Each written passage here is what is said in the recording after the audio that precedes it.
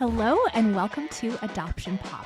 We're a podcast journalist, a filmmaker, and a cultural critic, boss bitch. Got it. a boss bitch. And a cultural critic, burst pop culture's favorite adoption tropes. I have a confession to make. Ooh. Yes. And this might shock the two of you about me. Okay. I do not love a house full of people. I know you're flipping out right now. Like I have turned your world upside down about me and my personality.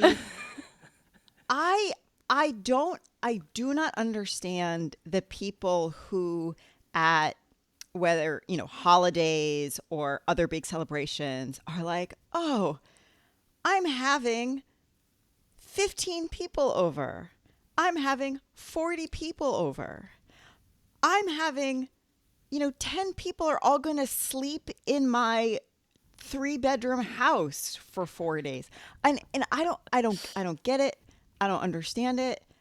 I just can't wrap my head around it. And I feel like that's prevalent at certain times of year, like the holidays. I'm the person in the hotel or the Airbnb of the street. And I've also been that family member that then gets bad-mouthed because they're in the hotel. But I'm like, why do you want people in your house? I don't get it. This surprises me 0% about you. Same. I mean, come on. I also don't want people in my house either. I don't want to be in somebody else's house. I don't want to sleep on the couch. I don't want to sleep in the spare bedroom. I don't know. Maybe someone could explain to me the people that enjoy, if you're one of those people who enjoy, please tell me what it is about it that you love so much. The only reason I do love hosting a lot of people is because I like taking care of people. I do like the hosting. I love making food for people and that. And it does infringe on my personal space. So, I get it. Mm-hmm. I get it. I am we are the house that everybody comes to. And there was a summer where I had company every single weekend and for almost the whole summer. And I had to put a stop to it because it was ruining my life. So exactly. See, Kristal agrees with me. I do. Kristal agrees. I do. But as somebody that hosts lots of house guests, my office here is the guest room, which is right beside my bedroom. And I have guests that we offer for them to stay in our fifth wheel. And when I say a fifth wheel, it's like a 2-bedroom, 2-bathroom, it's bigger than my apartment. Yeah. And we offer you're welcome to stay out there. There's heat, there's everything that it's very, very comfortable, but they prefer to stay in the office. What? Because they want to be close. You get to have, I think too, people that come stay here may not have children. And so they really like how alive the house feels. They appreciate that. And then my favorite thing about having a house guest is waking up and having coffee with them in the morning. Nonsense. This is not, you're speaking nonsense right now. Nonsense words. When I come visit you, I'm staying in the fifth wheel and I'm doing it happily and you're not going to see me till noon. Not because I'm not awake. It's okay. No. I can roll with that. Well, it sounds like Sullivan needs to escape. And a lot of people travel for holidays, all jammed together into one house. Not Sullivan, but maybe that's why so many people love this movie, The Family Stone. Written and directed by Thomas Bezucha, premiered in theaters in December 2005. So we're at the 20th anniversary. Crazy. The dramedy stars an ensemble cast including Claire Danes, Diane Keaton, R.I.P., Luke Wilson, Rachel McAdams, who was fresh off of Mean Girls at the time, and Sarah Jessica Parker, who had just wrapped on Sex and the City. Following the story of a large New England family gathering for Christmas with an uptight girlfriend, a queer interracial love, a surprise proposal, and a profoundly disastrous attempt at a Christmas morning strata, the movie was a commercial success upon release. Since then, it has only grown in popularity. This is some people's favorite Christmas watch. Kristal, are you one of those people? It was. It was until I had to look at it through a critical lens. Until you watched it with us. Yeah, pretty well. Diane Keaton reminds me of my mom a lot. Mm-hmm. And it's a comfort watch because Christmas was my mom's favorite time of the year. She loved holidays. We hosted 30, 40 people in our home growing up. It was a wonderful time of year in my home. And I cried several times, even as I watched it through a critical lens, because of Diane Keaton and the role she plays in this. Even the dysfunction is very similar to my home growing up. Although we weren't as progressive as them, that's for sure. So, yeah, I do love this movie, but I definitely am seeing it in a different way. Let's start with the character of Diane Keaton, Sybil, the mother. What do you ladies think of her? What an odd family dynamic she has created. Her children call them by their first names. Is this a progressive liberal thing that families do? I mean, I've never seen that, but I've never experienced that. I didn't even notice before. that. I didn't even notice it. Oh, it's even when they're in the same room. They they never say mom and dad. Yeah. It's very different. I like her at moments, and I just despise her at others. And I feel guilty critiquing Sybil because she has just received this information that this is probably your last Christmas. You're gonna die. And so who am I to say how someone behaves when they've received this sort of life-altering information? I agree with Haley. I had a lot of problems with her in a lot of the movie. I also, like Haley, though, given that this is a character who is facing their own mortality in a short order, I think that you know what, I'd like to say it. I think that drives a lot of her behavior. I actually don't think it does. I mean, not that she doesn't, consider it, but I actually don't. I think Sybil is who she is. And I think, I don't think that Sybil's personality or character traits in this film would be altered at all if she wasn't dying. I'd have to agree with that. I think she'd be the same. I think she'd be the same person. Good. Let's roast her. Why doesn't she give Everett that ring? Oh, do you want to launch right in? Do you want to jump right there? Sure. Well, no. Okay, fine. What else about Sybil? I can't believe she doesn't give him the ring. That really irritates me, actually. Well, she's a bit of a control nut. I get that. Yes, she's very controlling. And this, I mentioned this, liberal, inclusive family. Why is she spilling secrets about Amy to Meredith? Like a sex conversation? In public? Let's talk about each of the characters to level set for people who maybe haven't seen it or haven't seen it in a while, because there's a lot of characters and a lot of names. They are all members of the family stone. But we have Sybil the mom, who has received a terminal diagnosis. We're spoiling this, by the way. So if this is a 20-year-old movie, so if you've never seen it and you don't want to be spoiled, you should go watch it and then come back and listen. Otherwise, we're going to spoil every movie. We're going to spoil everything we talk about. In many different ways. Yeah. In every way it's possible to spoil something, we're going to do it. We're going to do it. So that's Sybil. We have dad, Kelly, who I mean, do you have anything that either of you want to say about Dad Kelly as a character? He's probably my favorite character because he's kind.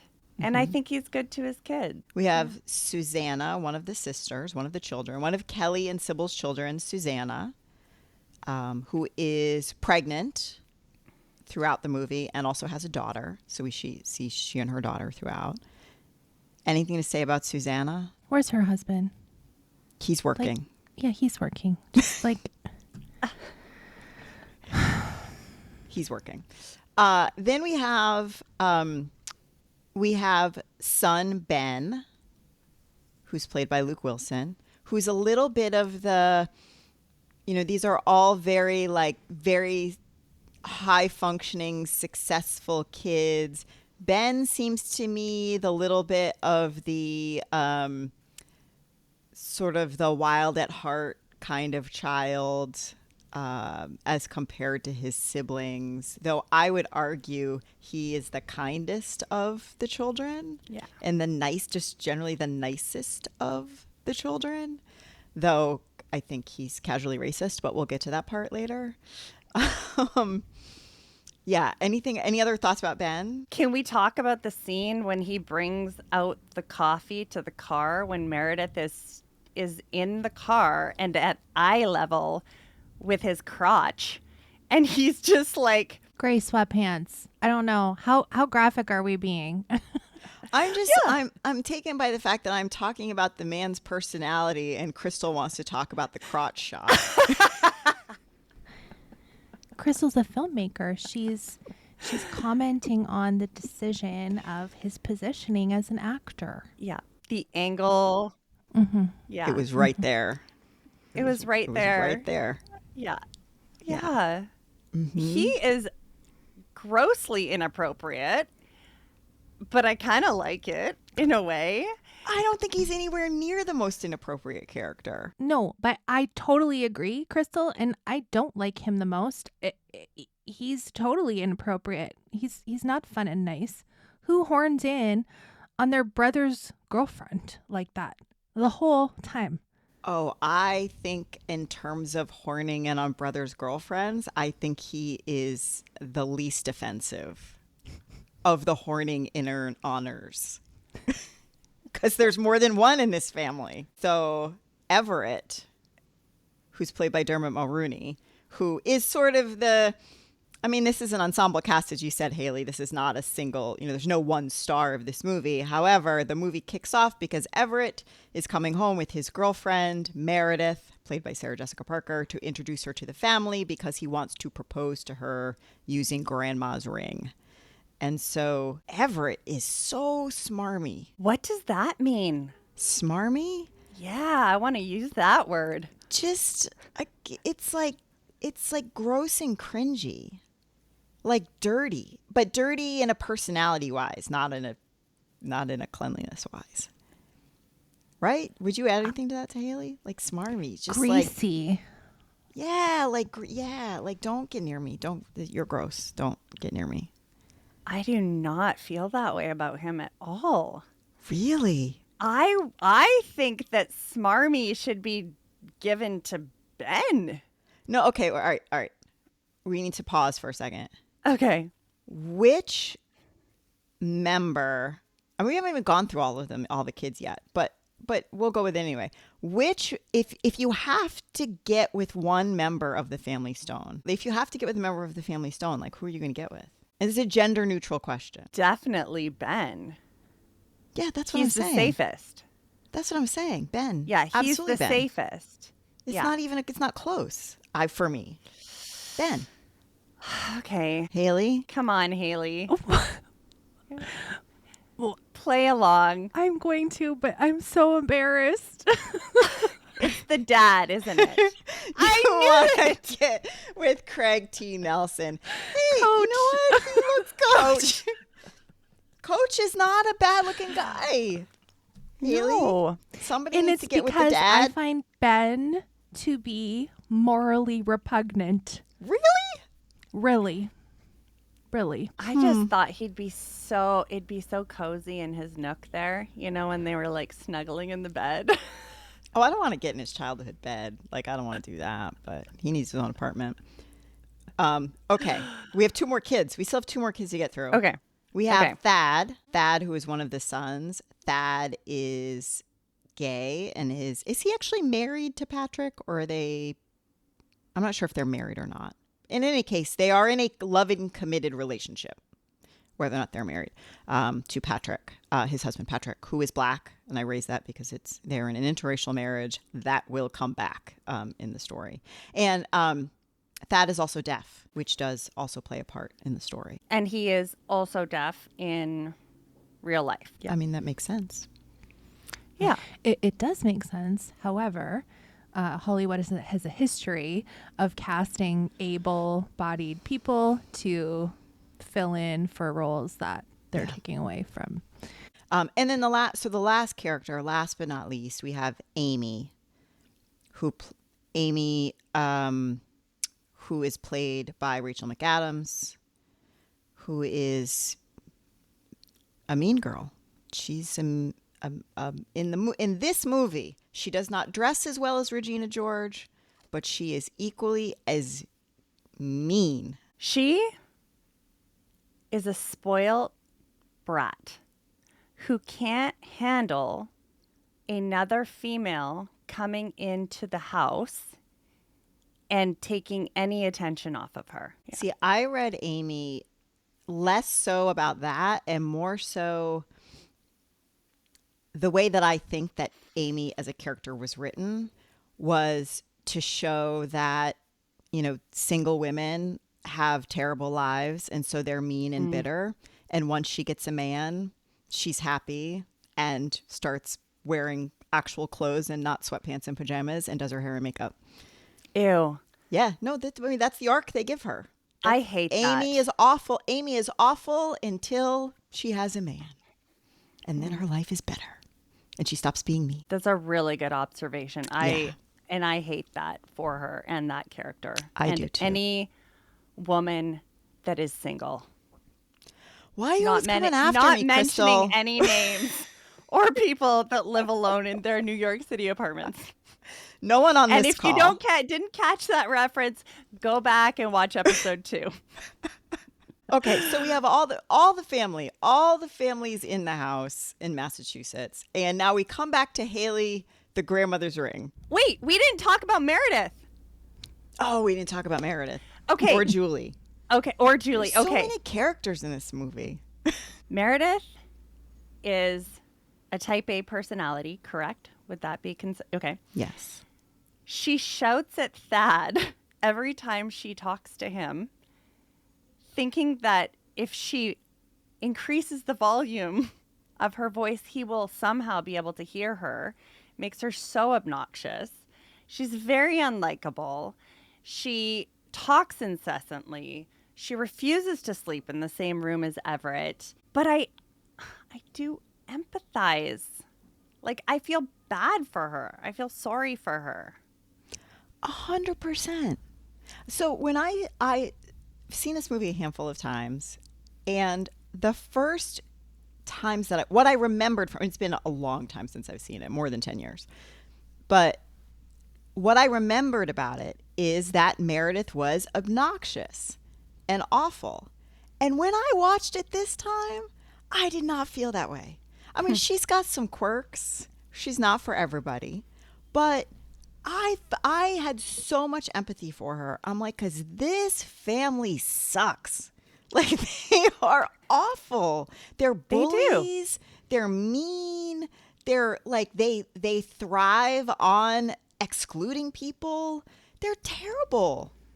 Well, Amy is talking about Meredith before Meredith ever gets to meet any of them. She's met Amy. She took Amy to dinner at a fancy restaurant, and Amy's recounting this to her family and telling them how awful it was and how awful Meredith was. So she poisons the pie before anyone else even gets to meet her. And so they have this preconceived notion of her. And as someone who does need to clear her throat, more frequently, I feel, than some, because I have a dust allergy, I just found it very hurtful that that was one of her things they didn't like about her, because she can't help it. Kristal and I have talked about it. We have a secret group chat. We have a secret group chat where we complain about your throat clearing. Yeah. Great. Thanks, guys. Meredith, and then because the family is so terrible to her, so awful, she calls her sister, Julie, to come be with her for the holidays. Julie, played by Claire Danes. And so that's the sort of the last character that comes along is Julie, Meredith's sister. Julie actually sucks. Oh, you think Julie sucks? Well, yeah, Julie sucks a little bit. Why? Why do you think that? Julie is summoned by Meredith as an emotional support person. And when Meredith is at a peak crash out, Julie just sits there and does nothing. And then when Julie and Everett allegedly go looking for Meredith, well after she's gone off with Ben, they basically have their own little Hallmark movie Christmas date in this, quiet town, idyllic. No one's out. They walk around talking for hours in a very, intimate setting. And Yeah. Everett and Meredith are still together ostensibly at this point in the movie. Julie Yes. sucks. Okay, so we've established that Yeah. every single character in this movie sucks. And I feel like so as we talked about, Everett ostensibly wants to propose to Meredith, brings her home, wants grandma's heirloom ring to propose with. Sybil refuses to give it to him. Sybil doesn't even know Meredith yet at this point. They've had several brief interactions. All she knows is Amy doesn't like her. But Sybil's son, also a child of hers, Everett, loves her so much he wants to spend the rest of his life with her. And, I don't know. I'm sure there will come a point in my life where one of my children comes home and is like, I'm dating this person, and I'm going to be like, really? But your kid has to be their own person. Everett is a full grown adult, and for her to be gatekeep grandma's ring that she promised him and said to him, come ask me when you have this Sybil sucks. Yeah. I wanted to touch on one other thing because really we're driving towards the infamous dinner scene, which really is the peak of this movie and all the things but before we get there, something that I observed is that for a family that is, very close, and they are very close, and they're so close they hate other people, that this family cannot communicate directly. There is zero direct communication among the members of this family. And, we mentioned before that Sybil is sick. We learn she's sick. We learn this is not the first time she's been ill, but that this time is probably the end. And nobody actually says those words. You have Sybil taking a nap and Susanna getting into the bed with her, and they literally don't speak, but then you sort of know. You have another scene where Ben is out with his dad and they're smoking some weed, hanging out father and son, and they don't actually say it. There is this illusion to the fact that mom's not doing well, but time after time after time after time, there was zero direct communication in this family at all, which when we get to the dinner party scene and when we get to discussion about adoption, because there is in fact adoption in this movie as well, that for me was such a big thing. You've got a family that actually cannot communicate directly. What if they did know how to communicate and Amy had gone to dinner with Meredith at this fancy restaurant, and Amy was like, "Ooh, actually, Meredith, this really isn't my style. Can we go grab hot dogs at Gray's Papaya? Is that the famous?" Yeah. Like, and they like break the ice and chill, and then they like actually connect. This whole unraveling would never have happened. Like, Meredith would have come into the family with a chance of being liked. Mm-hmm. So one of the scenes that really caught my attention, as somebody who has done a lot of emotional work and have really tried to dismantle the upbringing that I had, and it's really hard to do that kind of work and then re-enter your family. And because they're like, who are you? And it can, come across to them as though you think you're better than them, or whatever. It's a weird dynamic when you re-enter a dysfunctional family.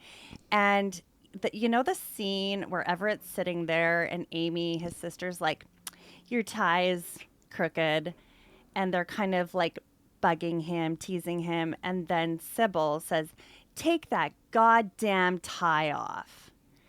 He, I think, is trying on this identity, and he certainly doesn't have a safe place to try it on with, right? They're looking at him like, who the hell do you think you are? And I think that is very common for people who have grown up in dysfunctional families, who have gone and done the work and then are trying to make that re-entry. It further isolates you and then makes you feel like you don't belong.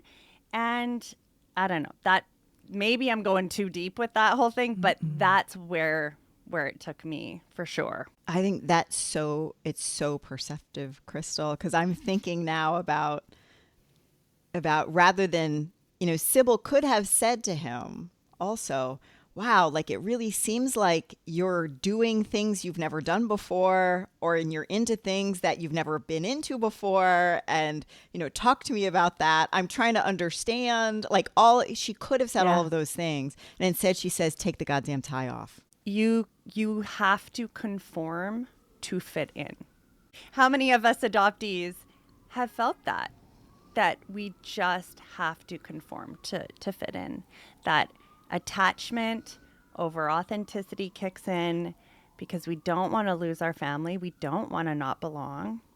Yeah. And there's just no space to be authentic. And then when we hit perimenopause and we want to start being authentic and no one can handle it, and it's just like, I've always been this. You wind up living alone in an apartment in New York City. Exactly. But it's so ironic, though, Kristal, that you're talking about this level of control and conformity that the family demands. And I also think what's so hard for them is because the demand for conformity is the antithesis of who they think they are. Yeah, because they're this progressive family. Yes. Yeah. Yes. We're so inclusive. We hold all of these liberal views. I wanted my kids to be gay, like all the things, but we're so hateful to Meredith. And you're different now. You cannot be that way. No, no. It is. I love that you said ironic, Sullivan. It totally is. Maybe let's go to the scene. Yeah. Okay, I have a lot of notes. I have a lot. If I'm looking away a lot, it's because I have a whole lot of notes about this. So it's Christmas Eve. The whole family's at the table, including Meredith, including Julie. Everybody's at the table because we're going to have a wonderful Christmas Eve dinner. And Julie asks a question. So you're being deaf. ... And Thad says, and signs, there were so many more questions about our history as a couple, Patrick, and about money. we're just so excited about having this child at all, implying that they are working with an adoption agency in order to adopt a child. And the sister asks, oh, do you care if the baby is a boy or a girl? Right? And they're just like, no. No, they ask black or white. Not boy or girl. They ask black or white. Does she really? Yeah. I gotta get the transcript. This may be a personal question, but do you have a preference about the child's race? To which Meredith goes, ooh, ooh, gosh, we can't talk about race. They say, it doesn't matter to us. It doesn't matter to us. Did they even go on and say, Haley, we just want the baby to be healthy? Did they say that? Because that's the trope, right? They just say it totally doesn't matter to us. We're just so excited about having this child at all. Yeah. This is the thing I have an issue with adoption is like, it's never like, it's not that I was actually wanted, like any old baby would have done. 100%. A baby is a baby is a baby is a baby is a baby. Yeah. And then obviously later on, then they get attached to you as a person, person. But even still, like, there's nothing special about me. Yeah. I mean, hang on. But when prospective adoptive couples are matched, like pre-birth matched with a mother who's expectant, and she goes on to parent, she changes her mind, the adoptive couple the hopeful adoptive couple at that point, they are devastated because that baby, as soon as there was some sort of commitment, was meant to be theirs. And so it's any baby until it's her baby.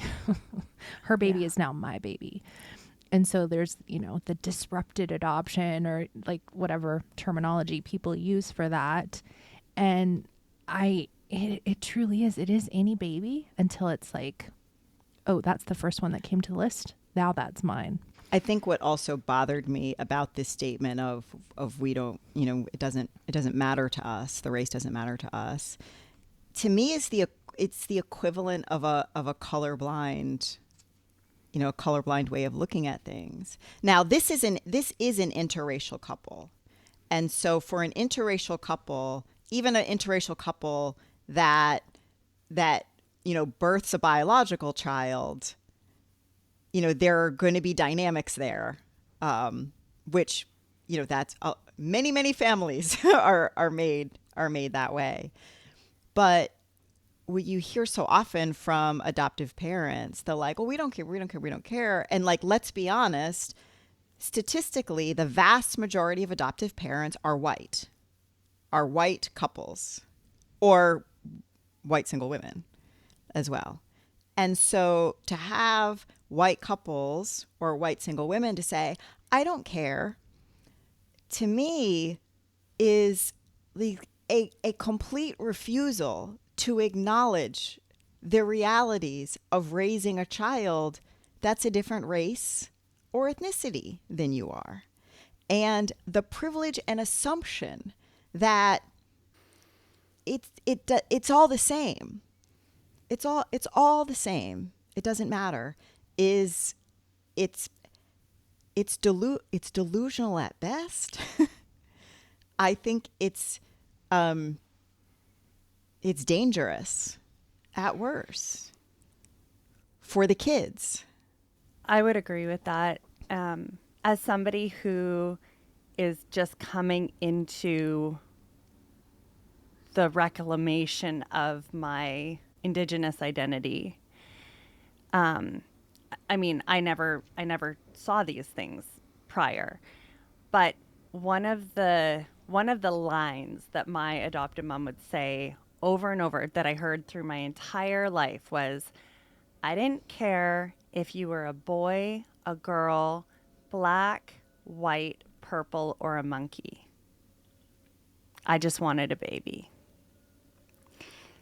Oh. Sorry.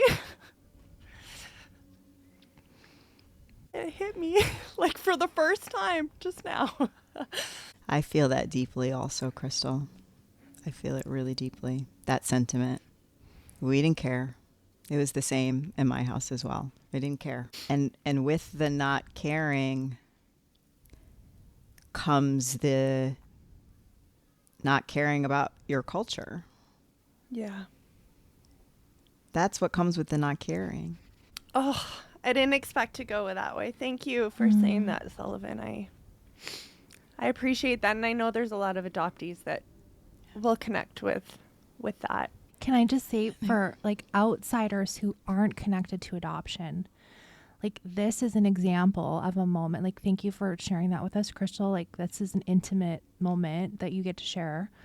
And this is a perfect example of how adoption really is finding babies for the adults.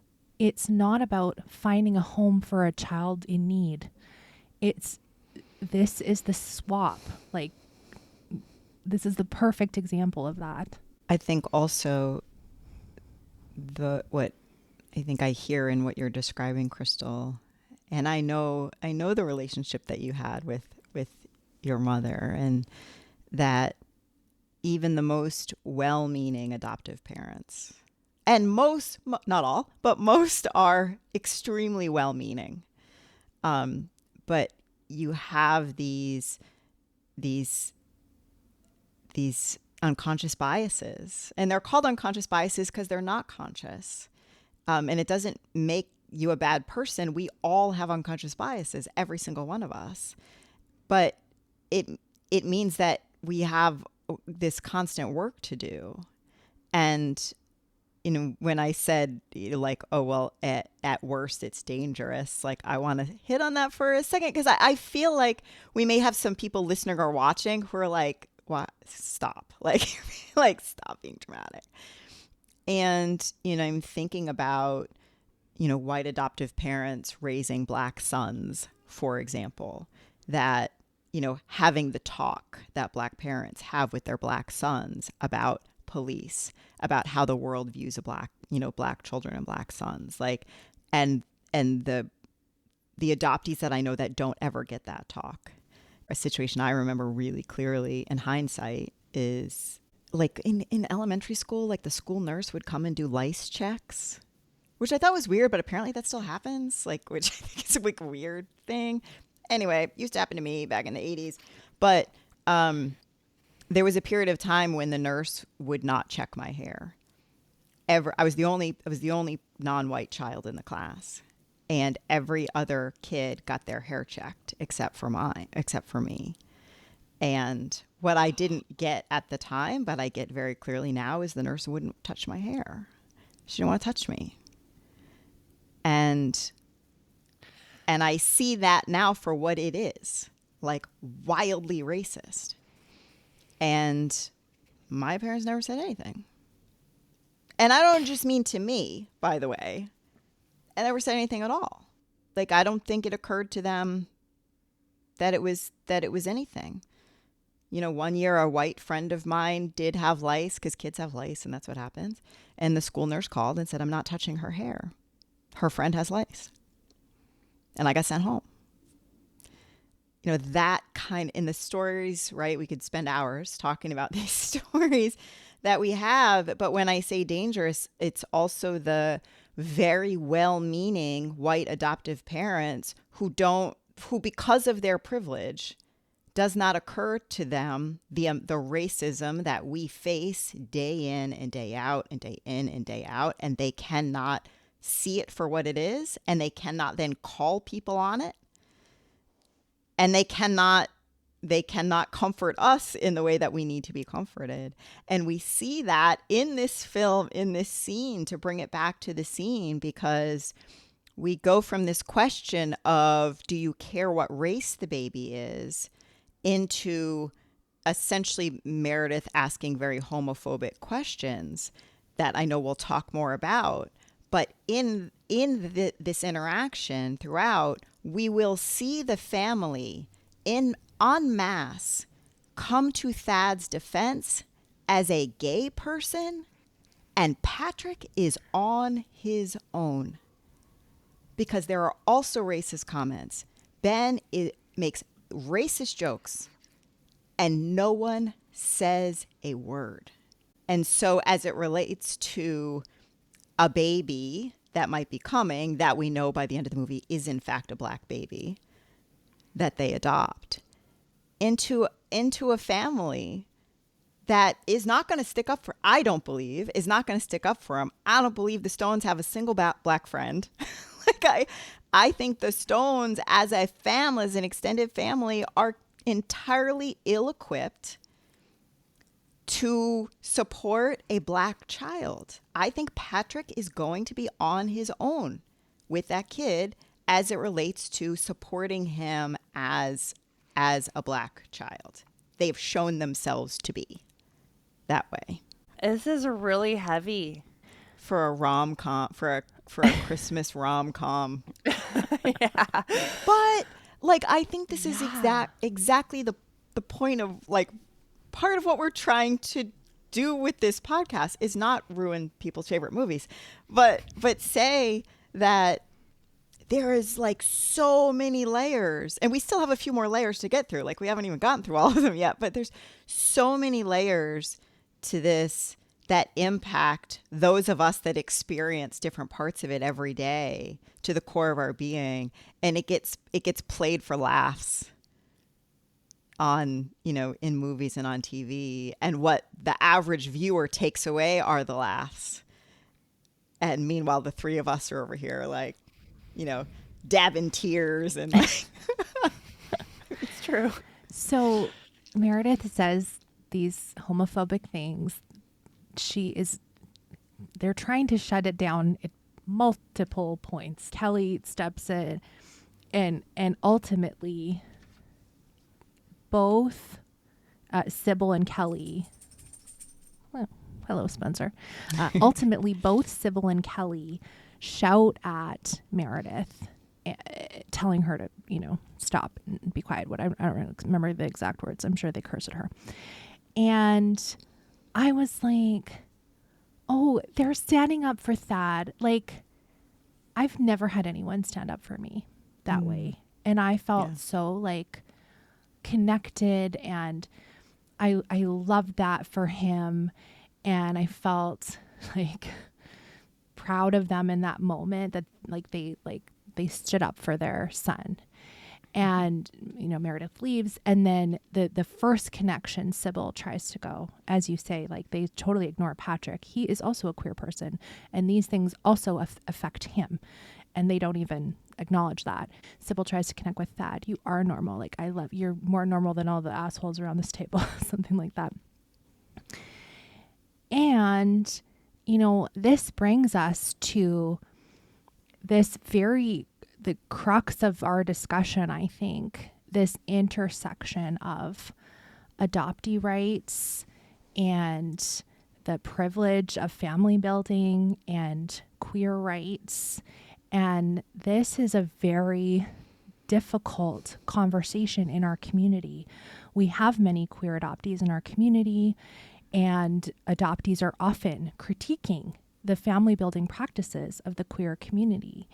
And this is challenging. This is challenging territory that we're going to talk about. So one of the things that I did in preparation for this discussion is I remember, Haley, on your podcast, Adoptees On, you have interviewed queer adoptee and queer adoptee activists as well. And so I went back to a conversation that you had with Dr. Sandra Steingraber, which I mean, I would encourage anyone to go back and listen to the entirety of that episode because she is fascinating. She talks about, she does a lot of work in climate justice and those kinds of things, which are really interesting. But specifically as it relates to Dr. Steingraber is a queer adoptee, and I thought really laid out quite nicely sort of the intersectionality of it from her perspective.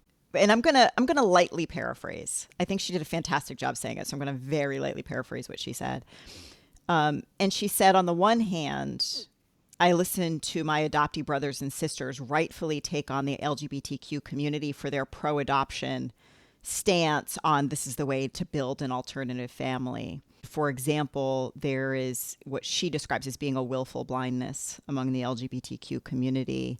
She said, wanting to believe that there are actual orphans in orphanages and that they can rescue them.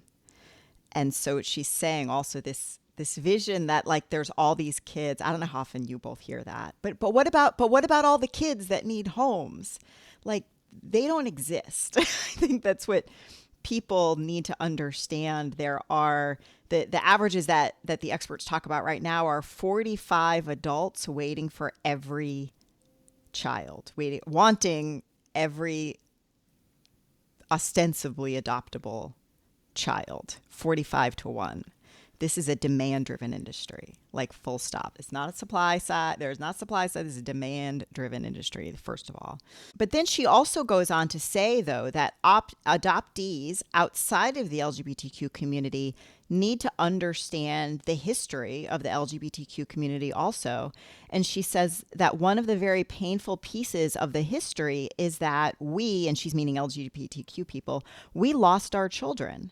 Our biological children were adopted out from us because we were queer.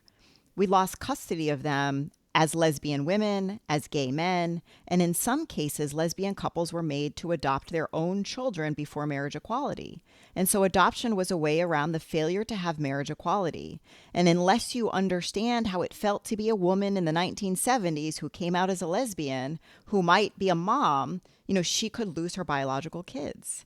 And so I know one of the things that I constantly have to challenge myself about is being really thoughtful when I use the word adoption, because I am very quick to talk about family preservation, adoption, no on adoption. But as someone who's a cis het woman and has the privilege living in a cis het world, to think about what adoption means for like these people that Dr. Steingraber are talking about, the LGBTQ community.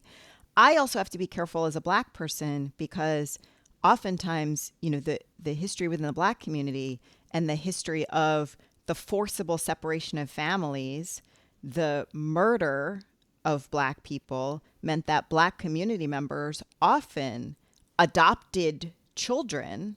Not a demand driven, but because these children needed loving homes because families had been forcibly broken up. And so I always have to be really careful that like when I'm saying I'm for family preservation, not adoption, I'm not talking about, the community that rallies around the child who has lost their family or the kinship adoptee, or the lesbian woman who has a child taken from her, those kinds of things. Yeah, thank you for sharing that. Sandra is like so well spoken. The interview is excellent. I would definitely recommend folks check that out. Is there more to say about this? Is there anything else, Kristal?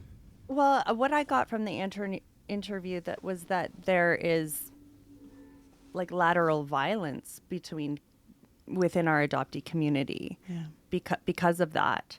In addition to Dr. Steingraber's interview, Haley, you also interviewed a transracial, transnational, trans adoptee named Sanjay Pulver. And I wanted to add one more thing that Sanjay said because I thought that was something I took away as well.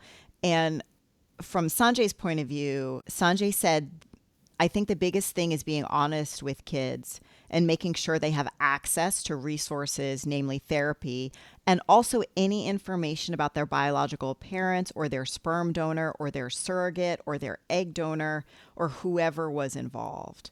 And that spoke to me as well, because I think for all of us, there's so much secrecy, there's so much gatekeeping, there's so much red tape. And, Sanjay's point of view, again, speaking within the queer community, for the queer community, is children deserve to know how they got here. however that was for you, they deserve to know, and it's our right to know. And so I wanted to share that as well. I thought that was a really important perspective as well. Have we fully discussed the dinner scene? I think that Meredith is a example of a very ignorant person.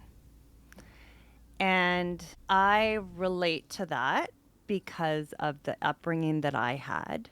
A part of me, when I see this scene, I'm just like, oh my God, Meredith, just shut up. Like, shut up. Read the room.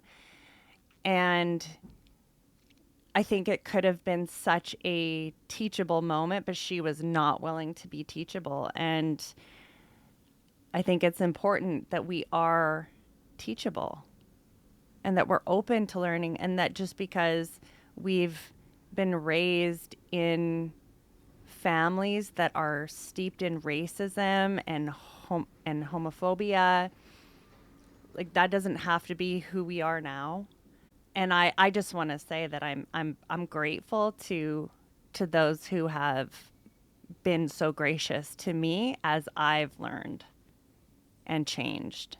But I will say, like, it's just when you grow up with a family that teaches you to hate people and be scared of people that are different from you, there's a lot of dismantling that has to be done. And I mean, I'm here for it. I'm here for it all day long. I think I also have dismantled so many views, and I think we're a good example of you can change your views over time if you're open to learning, as you said. And I too am so thankful, like, you know, having guests like Sanjay or Sandra, like, on my show and being able to share those with folks. And I hope we're doing that for people with this, like, what our adoptee experience is like, because we also are an oppressed people, in my opinion. Yeah. And when we talk about adoptee rights, like, those are the things that we're focusing in on. So I'm going to fast forward us just a little bit. Please. And Meredith gives the family on Christmas Day this photo of Sybil when she's pregnant. Now, Meredith has an assumption that Sybil's pregnant with Everett in this photo, but she's actually pregnant with Amy. And from this adoptee perspective, I saw that and I thought, oh yeah, if I'm in that room, it's just one more reminder of how I'm an outsider and I don't have access to photos of my biological mother pregnant with me. And we're going to bring a child into this. And every time ultimately they end up adopting Gus, I think they name him.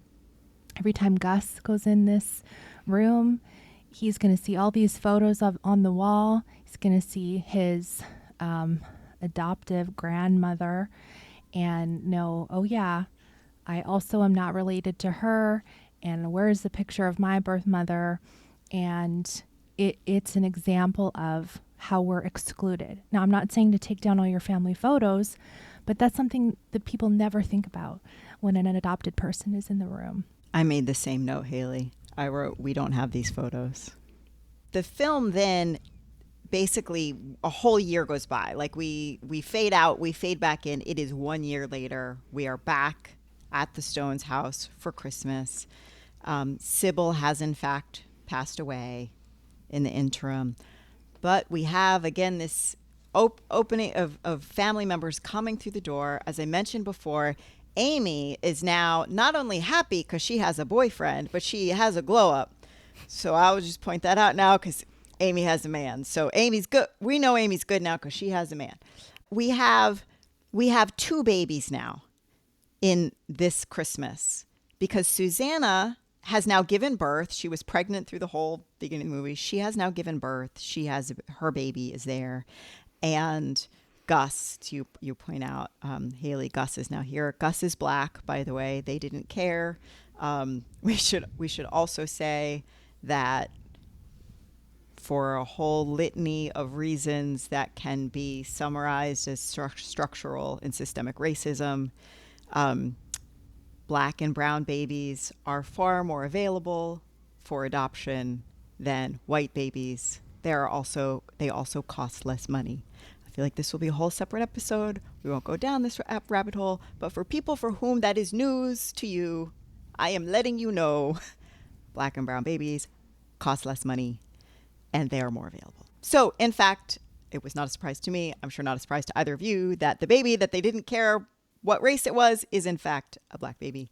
You know, they come in, and of course the family is immediately surrounded. Oh my gosh, it's the first time, maybe the first time they're meeting the baby, maybe not, we're not really sure, but everyone makes beeline for the baby. Everyone wants to hold the baby, which again is resonant. Like, people love babies, right? And, you know, babies represent the future. They represent hope. And for me, what I really felt is this baby has a job, right? Like grandma is gone. We have lost a member of the family. There's a member of the Stone family that is no longer with us. And now it's on, now it's on the babies to continue legacy, hope for the future. Well, Kelly crowns baby Gus King of Kings, which, not to get religious on you, that's Jesus, okay? No one can hold that weight.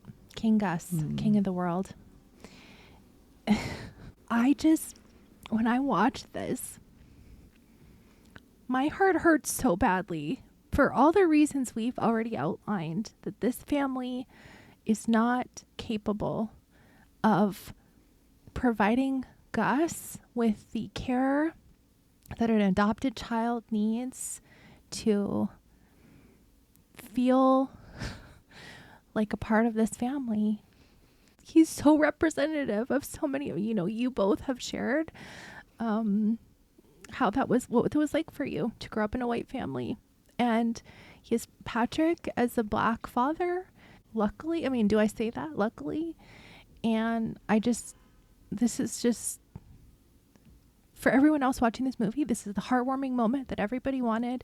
It ties everything up in a bow.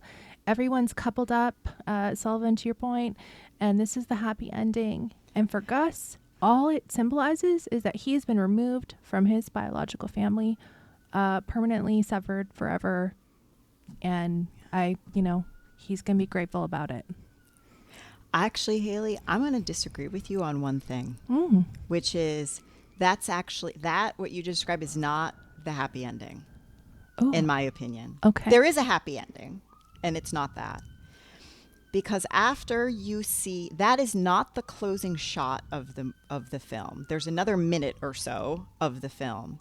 And the closing shot we get is the black and white photograph that Meredith had gifted the family the year before of a young Sybil who is now deceased, a young Sybil pregnant with Amy. The photo is on the wall, and in the reflection of that photo, as the camera pans in on it, you get Amy and her boyfriend Brad kissing, which says to me, the continuation, I know I just said that baby Gus, the continuation of the Stone family, but the real continuation of the Stone family is with Amy and Brad. They are now together. They will presumably be the next to get married and the next to have a biological child. And we get that in the reflection of them kissing over this photograph of Amy in the womb with her mother, which says, the continuation of the Stone family belongs to the biology, not to baby Gus. Baby Gus is the adopted son, the adopted black son. This family continues with biology. It's the totally. name, it's in the title of the film, The Family Stone. Because we don't even know what Gus's last name is. Maybe they is Patrick's last name. We don't even know that he's a Stone. And Stone, like name. Just the choice of the name, right? The permanence, the rock, like all The of rock. it. Yeah. So, two things. Aside from this family, will they be able to support Gus the way that he needs to be supported in this family? We've all agreed no. but even the biological children. I mean, this family is dysfunctional. Adopted therapy. or not, nobody's coming out of there unscathed. That's my first comment. The second thing is it was really hard for me to see any of these things at the end of the film, because as someone who has lost their mother and has had to go back to the childhood family home on Christmas, the true grief and the loss and the emptiness of the home where that one person used to be, that was all I could see in that scene. I could just feel it. It was like, oh my gosh, yeah. With that, Kristal, I think you should give an award. Oh my gosh. All right. Make it good. Award. Make it good. It's going to be a good award, y'all. I'm excited. Okay. So, this is not an award that's been given before. It's a new award. I'd like to present the Conditional Love Award to Sybil Stone, whose parenting embodies the message, you can belong here, but only if you fit. Sybil earns this honor for a stunning collection of behaviors, including pre-hating Meredith before she ever meets her, encouraging and orchestrating a family dynamic where mocking, scoffing, and balking at Meredith's every move is perfectly acceptable. Sybil walked so Amy could run. Sybil is the OG mean girl.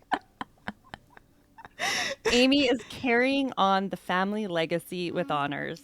Sybil constantly reminds Everett, through looks, size, and the gravitational pull of a dying matriarch authority, that her love is deep and her approval is intertwined with choosing the right kind of partner.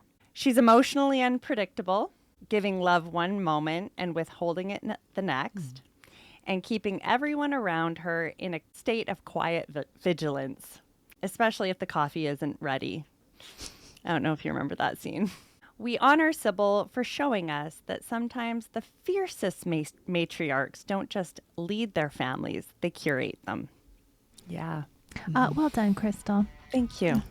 Thank you. I worked very hard on that one. And we It can shows. tell.